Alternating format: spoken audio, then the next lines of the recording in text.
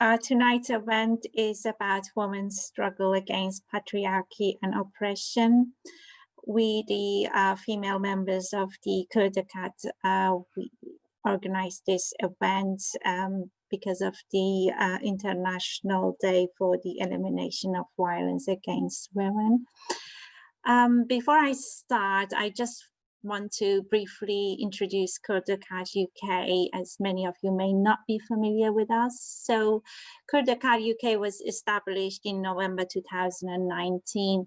It was followed the Kurd-Akad in Germany and Switzerland.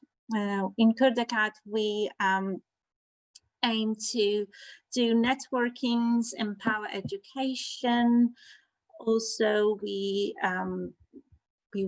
promote academic work, and we also put focus on strengthening the public relations.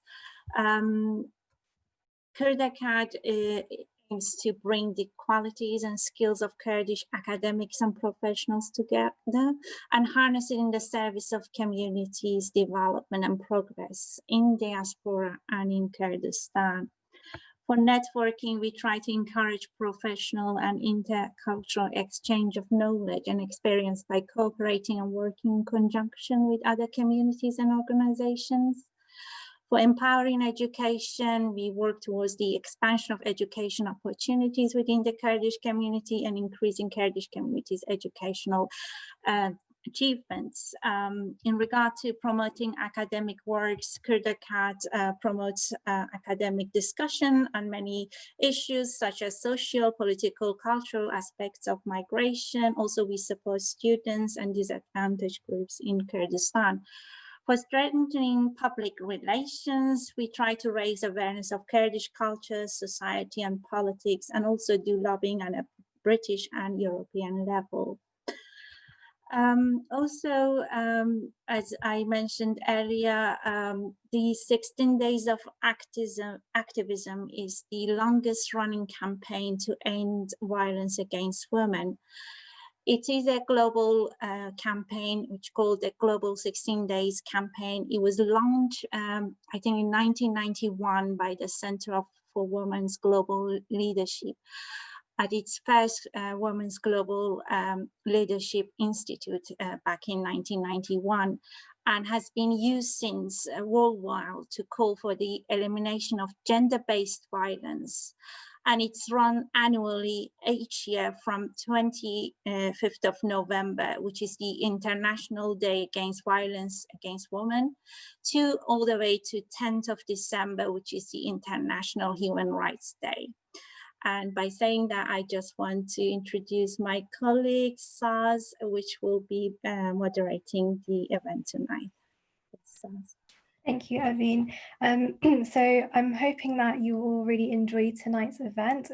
Our speakers are Evin Kışanak, who's a human rights activist, Payzee Mahmod, who is a survivor campaigner and works for ICRO, and our very own Suna, who is a journalist and women's rights activist. So our first speaker is Evin Kışanak. So Evin has a BA in International Relations and Political Science at Istanbul Bilgi University. She's currently studying for her master's degree in Human Rights Law at Istanbul University. And over the last 8 years, she has worked voluntarily in different NGOs and projects, mainly concerned with reconciliation, peace, and justice, such as the Kurd-Akad Association and memorialization projects for and with young people. They also work to learn, they also work to create lessons from the past, and it's an association that believes that remembering the past plays an essential role in justice and peace. Evin volunteered at the Truth, Justice, Memory Centre, and this organisation works to uncover the truth concerning past violations of human rights, strengthening the collective memory about those violations and supporting survivors for their pursuit in justice. They also bought the Zan Institute for Social, Political and Economic Studies. As such, they also published in the Journal of Society and Theory. Evin has organised panels for the Zan Institute and has worked for the journal and set up a scholarship project for students from poor backgrounds wanting to study social sciences. Her research interests are Kurdish women's movement, gender studies, civil war, and conflict studies. So without further ado, I'd like to introduce you to Evin. Where is she? Hi to everyone. Thank you. First of all, thank you so much for inviting me in such this beautiful, amazing meeting. I'm excited actually. I hope there isn't be too much language issue. First of all, I would like to tell something about my mom, for that who don't know her actually. She is in prison right now. She was born in Elazığ in 1961. She started her political activities during high school years, actually, in 1970s, while the Kurds were not being recognized as a distinct ethno-national group in Turkey. Then she enrolled education faculty at Dicle University, which is in Diyarbakır, but she had to drop because of her imprisonment during that military coup d'etat in 1980s. And she spent 2.5 years in Diyarbakır military prison of 5, which is known as one of the most notorious prison ever existed in the world, actually. After she was released, she studied journalism and public relations at the Ege University in Izmir. And she worked in a variety of positions ranging from news correspondent to editor-in-chief in several newspapers, including Yeni Ülke and Özgür Gündem. And at the same time, she was one of the pioneering figures in women's liberation movements in 1990s. Then when Kurdish parties were allowed by central government to take part in municipal elections by 1990s, she started to work as a social services advisor in Bağlar districts, the most poorest area in Ahmed in Diyarbakır. And she coordinated a number of social projects towards empowerment of women. And she then successfully ran for parliament election in 2007 as an independent candidate, backed by pro-Kurdish party. And then she went to the National Assembly for 2 terms. And she was the co-chair of the BDP, which is Peace and Democracy Party, pro-Kurdish party. She was the with Demirtas co-chair of party for 4 years. But then in 2014, there was another local election. She was elected as the co-mayor of Diyarbakır for first time, female mayor elected at that year. 34 years later, she was elected as a mayor of that city, in which she was subjected the most horrible torture, actually. So that's why it was a kind of milestone, I think, for me, for Kurdish women, for the struggle. It was really strong message, actually. But then, after failed coup attempt in July 2016, Turkey entered declared the state of emergency, and Ankara, which is center of bureaucracy, appointed the trustees to more than 90 municipalities and arrested the democratically elected mayors and members of parliaments. Also, my mother arrested in October 2016 and kept in Kocaeli F-type prison. F-type prison is very, very high security prison, which mean it's there is lots of human rights violation happening each days, each weeks, and now also political prisoners started another hunger strike, actually. But as a result of investigation conducted on my mother, just 21-page indictment was prepared in November 2016, lawsuit demanding 230 years of imprisonment of my mom. statements made in various states, marches participated, press releases, social media posts, etc. Like when she was talked on 8th March of Women's Days, Nevro celebrating days, almost to each speech she had, they opened the case against her. Also, the chief judge was changed more than 4 times. At every hearing, there was a new group of judges, and every time my mother and lawyers had to start the defense from the beginning. Of course, all of us know, but sadly, the judiciary has been used as an instrument to advance political agendas in Turkey. And like during last hearing, also the court ruled to keep my mother in prison again. In itself, actually, put my mother in prison in Kocaeli and sending the case to Malatya because of the security reasons is punishing all my mother, lawyers, family, because all the cities are far, far from each other. And I'm really facing different human rights violations almost each time when I'm trying to visit my mom. For instance, last time I wanted to give an address to my mother during a prison visit, which were sent to my mother from a group of women from Bodrum. But the authorities said that the fish patterns on the dress pose risk.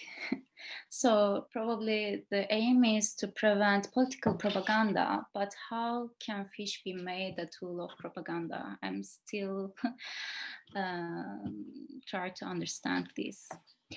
And last week, the wards were raided. The wards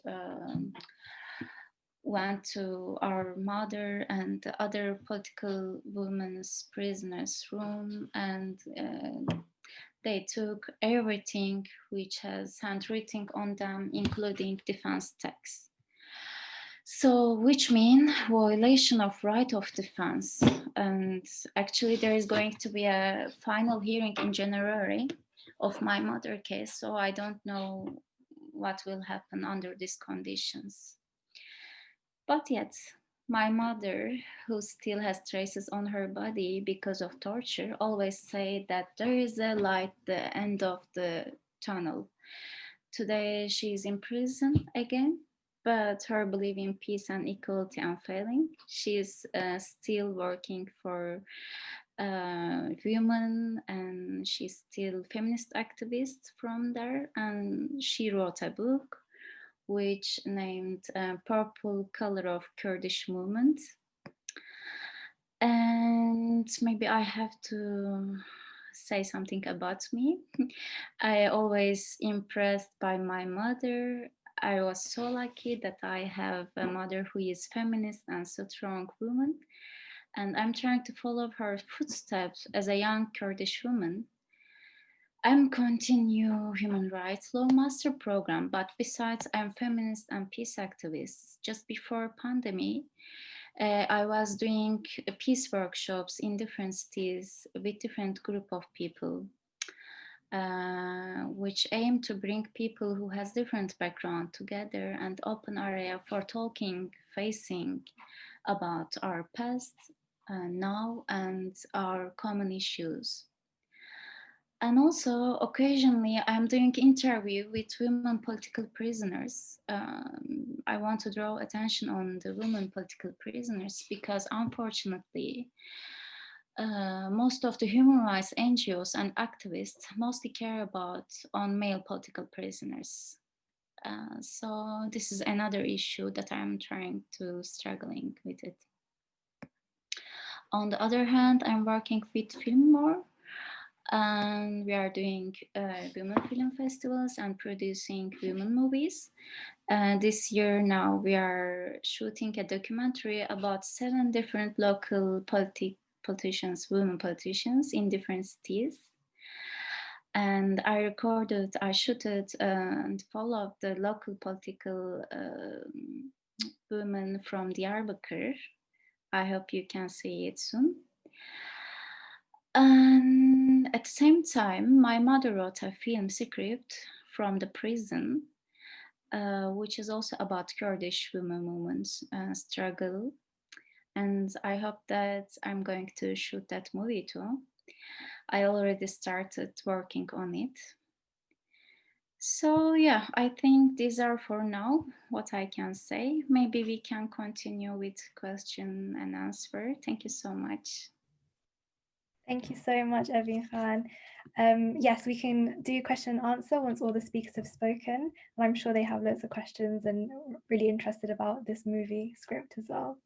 So the next speaker is Payzee Mahmod. She is a British Kurd, a survivor of FGM and child marriage who sadly lost her sister Banaz in a tragic honor killing in 2006.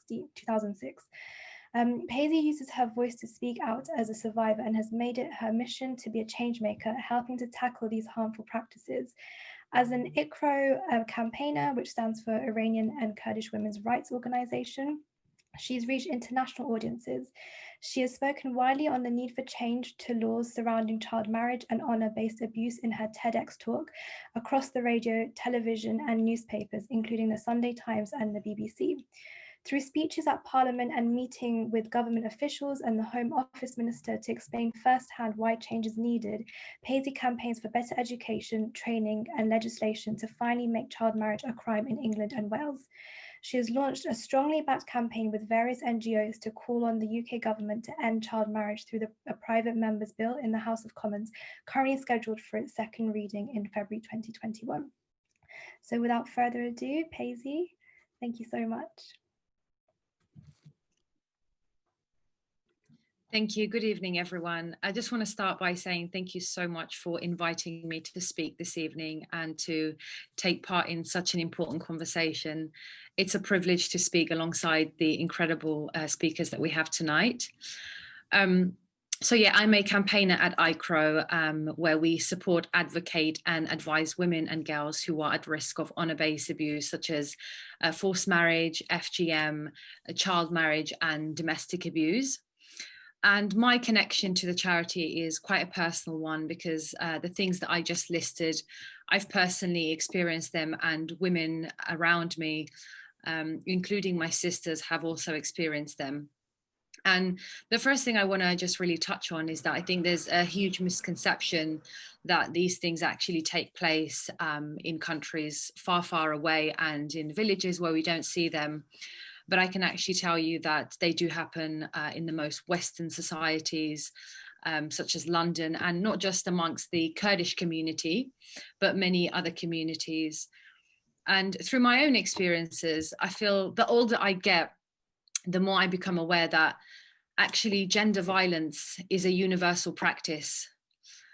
So just to give you a bit of context about my own life and my early life, how I was raised, I would say, to put it bluntly, I was only ever told to be a good girl.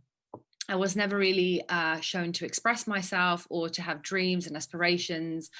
In fact, I think the only thing that I was ever told to achieve was to be a good wife one day, to be a pure, innocent, quiet and obedient girl, to grow up, marry someone and really be a good wife. That was all the things that I was taught and the women around me were doing.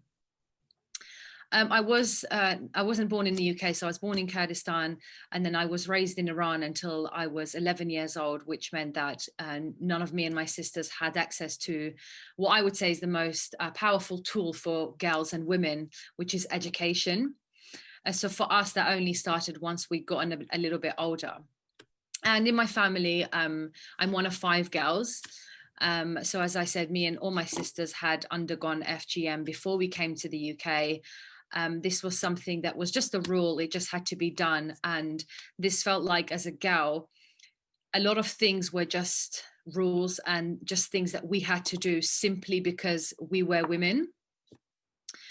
And this was pretty much a running theme in our household. We were quite a close-knit family, pretty cut off, I would say, from the outside world in a lot of ways. Although we lived in London, we didn't really integrate with our society. We pretty much integrated only within the Kurdish community.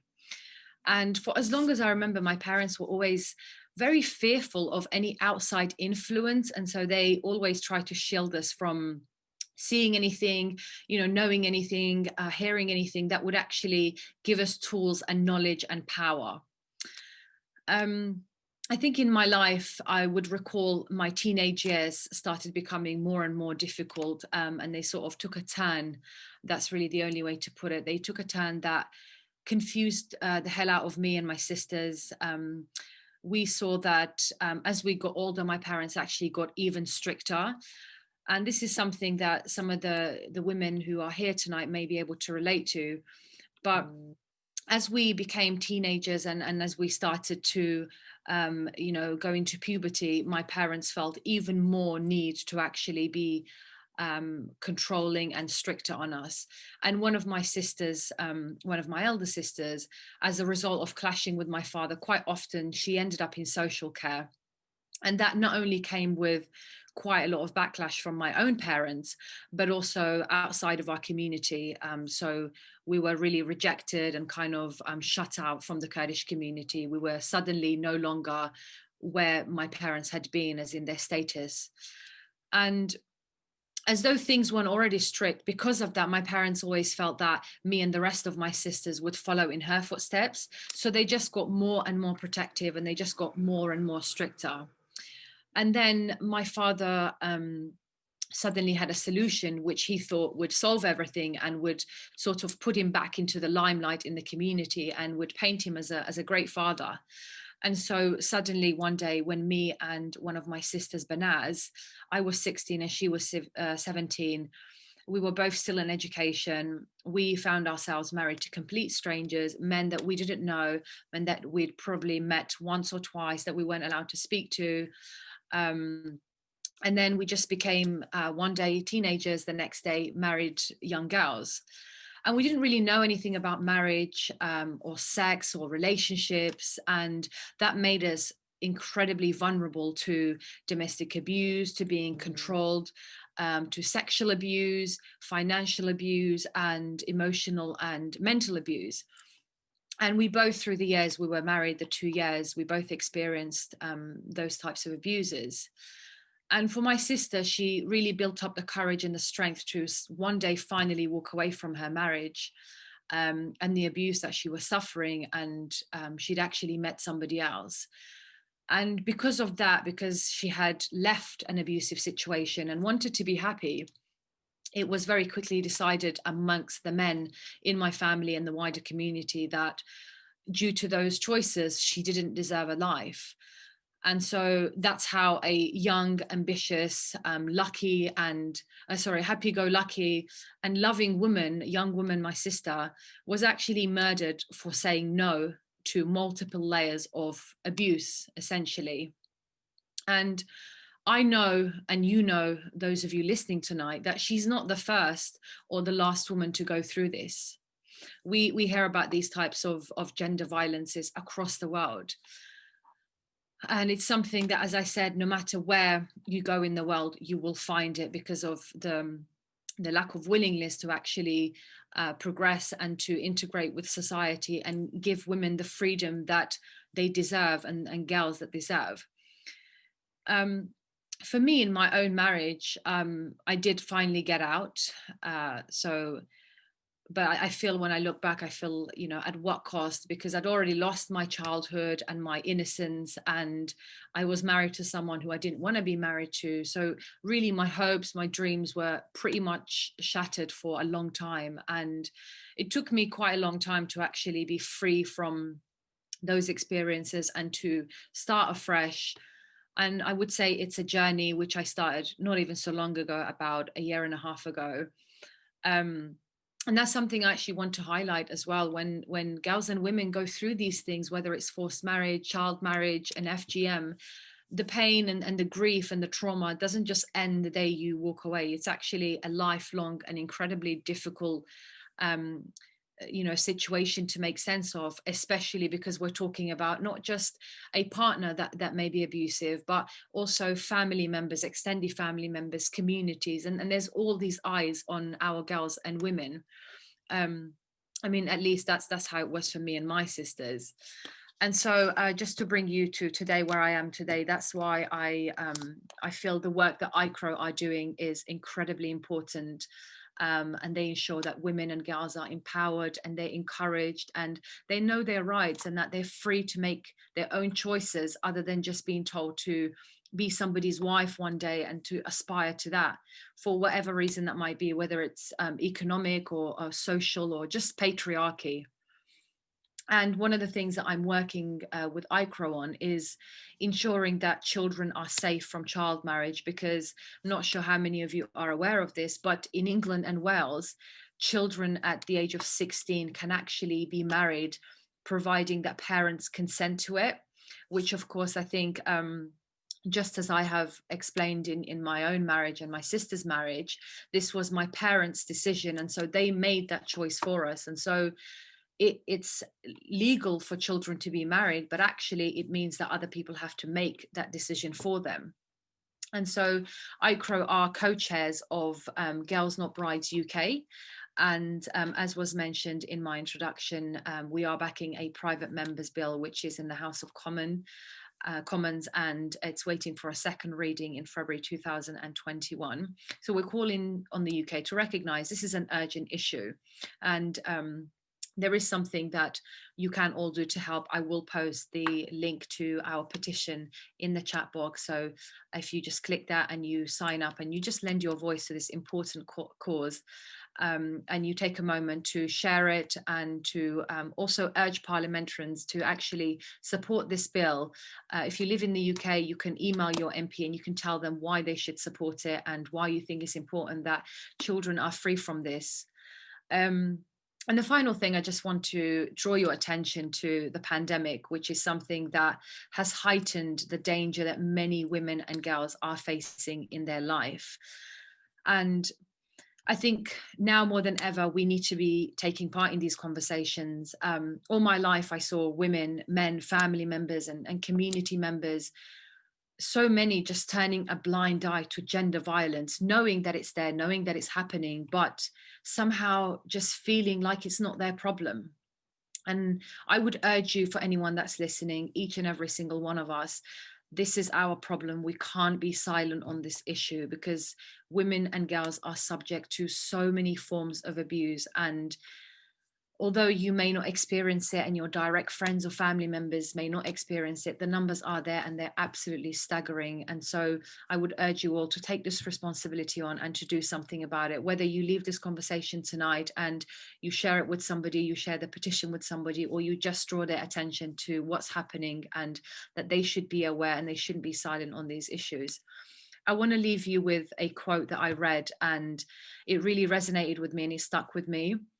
It's by Diana Marie Child, and she says, "A woman is the full circle. Within her is the power to create, nurture, and transform." And I 100% wholeheartedly believe in that, and you should too. Thank you so much. Thank you so much, Payzee. That was so brilliant. Just telling us your story and what you've been through, your family. And whenever I hear about Banaz's story, it just brings me to tears.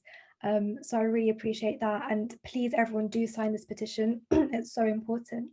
And of course, we can ask Payzee questions as well after the final speaker, who is our very own Suna Parlak.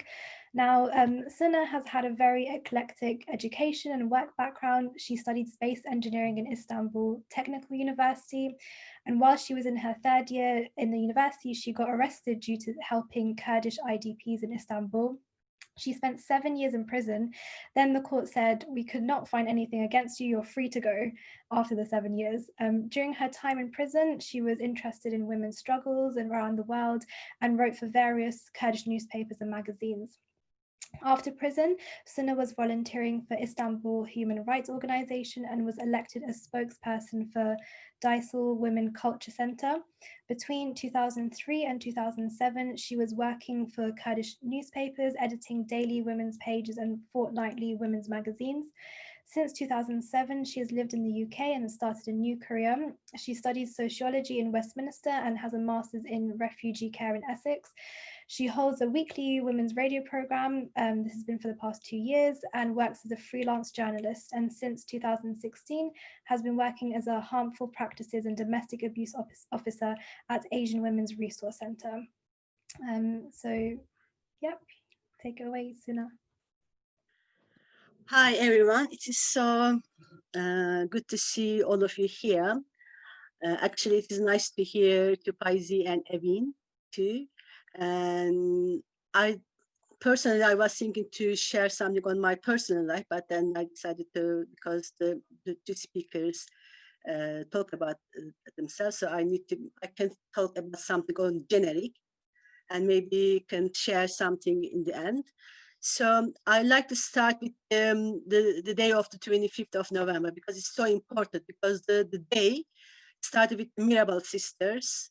They were the 3 sisters. They lived in the Dominican Republic during the late 1950s. They were against of the dictatorship of Rafael Trujillo, and they were killed in 25th of November 1960 by the dictatorships, and then the Mirabal sisters became of the symbol of the democratic and feminist resistance all over the world. And in 1981, the women's rights activists marked the anniversary of the day, and then later the UN as General Assembly just said that issues to raise public awareness this issue every year on the states. And also later in Canada, because it was a massacre happened by men. This man killed 14 women in the Polytechnic University. And then some Canadian men came together in 2003, I think. They started to a white ribbon campaign. And it's kind of like a show of solidarity against the patriarchy, against the femicide. But sometimes some women organization makes mistakes to name this 25th of November as a White Ribbon Day. It is not White Ribbon Day. White Ribbon Day is the men's solidarity showing towards the women's struggle. But for us, it is elimination of violence against women because of the Mirabal sisters. We should have our credit to ourselves first. And I can just pass this. And then what we do mean by violence against women. So it can be included domestic abuse, sexual violence, rape, stalking and harassment, trafficking of women, and female genital mutilation, and forced prostitution, forced marriage, honor-based, so-called honor-based killing, faith-based abuse, and then the list can go on. But the violence against women and girls is a human rights issue, and male violence against women. It's just because we are not, because it's in nowadays, they tend to say this is gender issue. When they say the gender issue, the woman just disappear in the gender issue, because gender includes men and women. But we know that most of the violence happens against women and girls. So we need to also be strong, struggle against this this name too. And also we know that some men also address to violence by their partners, by their close friends or family members. But we also know that more than 80% of violence happens against women. So also it is a human rights issues. So violence against of women is both the consequence of the inequality between men and women, but we do not have here is where the inequality comes from. Inequality comes from not just the man thinks that is they are superior than us. Because of the state designs in this order and the power given to the man, so all the structure based on the power and control. So woman doesn't have any choice to get a free life or get a free choice. So we need to fight against the male violence and state violence together if we want to be free, if we want to have our own choice. So if you find, for example, if you fight against our partner, if they're they're oppressing us, but we have to know that there's a oppression in the workplace too. We know that there's a glass seal in the workplace. Still, in the paper, men and women have their right, same equal right to access to work, access to job or salary. But we know that most of the jobs are given to men if they're in an equal position to apply for the job. Or also, some of the jobs are, if you are doing the same amount of work or effort, you are given less salary than men. So again, it is the kind of like everywhere we are fighting against for our rights. I can give some statistics from now, and we know that 1 in 3 women worldwide experiences physical and sexual violence, but mostly by their intimate partner. And what this sentence says or doesn't say, it's just stressing about sexual violence and physical violence. But we know that violence does not just physical and sexual. Violence also financial violence, controlling issues, coercive control, mental issues, for example, gaslighting, and also emotional abuse. So if we include these other abuses, it means that more than 30% of women getting abused by their partners or by their family members. So the number is very high. And also, every day around the world, 137 women get killed by their close family members. So it is kind of like, if we put it in global in a year, it is more than nearly 90,000 women get killed by their close family members or partners or ex-partners. So it is a war. It is a war because there is no, like, if you think like this, in one conflict, during the one conflict, how many soldiers get killed in 1 year? This is not more than 90,000. This is less than 90,000. But more than 90,000 women get killed, and no one say that it is important. And in the UK, 2 women are killed by their partner every week. But this number is just like if the statistics or all the data show that the kill is about the domestic abuse. We don't know, because some of the cases doesn't recognize, some of the cases doesn't say that because the woman killed by ex-partner or not. They just shown that this woman killed by somebody. So sometimes I think the number can be also more than 2. So, but we know that also only 24% of domestic violence reported to the police or the other organization. And also the police officers once told me that more than they usually take the calls after 30 incidents happens towards a woman, and then woman in the end feels that finds the courage to call the police. So again, the number and the statistic doesn't show the exact number. And I can say something about the Kurdish issues from now. So we do not have any exact numbers from Turkey and Kurdish, from Turkey and Iranian Kurdish women because of the governmental issues. But from the federal Kurdistan in Iraq, from 1991 till now, more than 20,000 women has been killed by their family members because of the honor or other name. So it is again it's also our our our husbands and our lovers or our brothers are having war against us. And also we don't know about the exact number in Turkey and the Kurdish in Turkey and Kurdish in Iran. So these figures just from the Kurdish in Iraqi part, the Federal Kurdistan.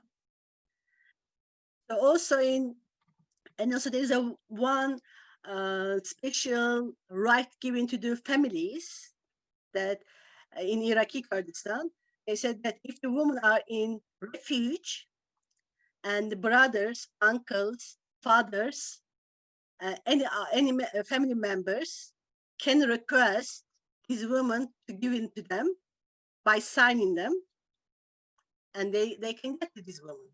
So why is refuge? Refuge is your survival place.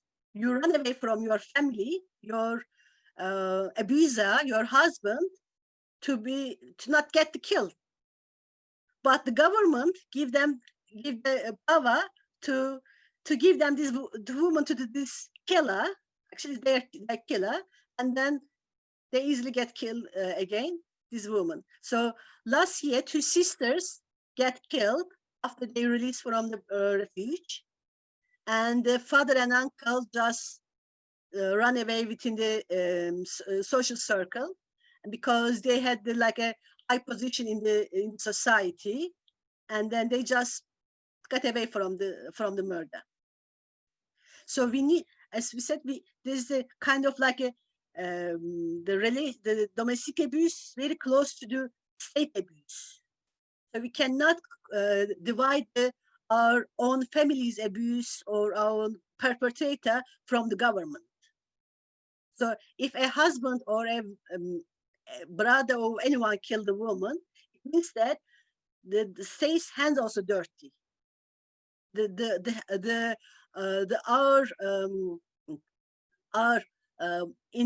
end, our killer is the state. We can say like this.